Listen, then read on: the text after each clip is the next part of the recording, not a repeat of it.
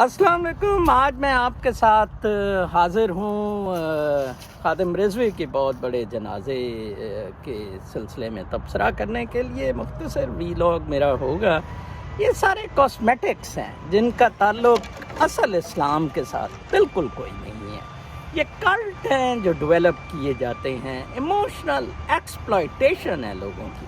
ممتاز قادری کا جنازہ، یہ ہاں اسلام میں بہت بڑے جنازے کی فضیلت بہت ہے، دو وجوہات کی بنا پر. ایک تو دکھ درد میں شیئرنگ کے لیے، اور دوسری چیز کہ مرحوم کے لیے دعا کے لیے کہ اللہ تعالیٰ اس کی مغفرت کرے. اتنے سارے لوگ شامل ہو گئے ہیں، لیکن ایسی شو بازی یا کلٹ یا ازم والی کوئی بات نہیں ہے. خادم رضوی نے اسلام کے لیے کوئی خدمات نہیں ہے، الٹا نقصان ہے. میرے باہر سے دوست کہتے ہوتے تھے کہ یہ جو کہتے ہیں کہ صحابہ پیشاب پیتے تھے محمد صلی اللہ علیہ وسلم کا، یہ درست ہے. کتنی غلیظ باتیں اس شخص نے کی تھی. تو خدا را ان چیزوں سے باہر نکلیں، اپنا کردار ٹھیک کریں.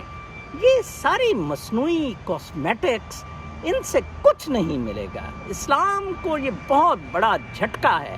اور پھر خاص طور پر خفیہ ایجنسیوں کا پلا ہوا آدمی کتنا ٹریجک ہے کہ مطلب وہ لوگ اس سے معاہدے کر رہے تھے as an interior secretary Arshad Mirza تب، اور اب وہ بریگیڈیئر اعجاز جو کہ دلہ ٹائپ آدمی، اپنی بیٹیوں کو چلانے والا آدمی.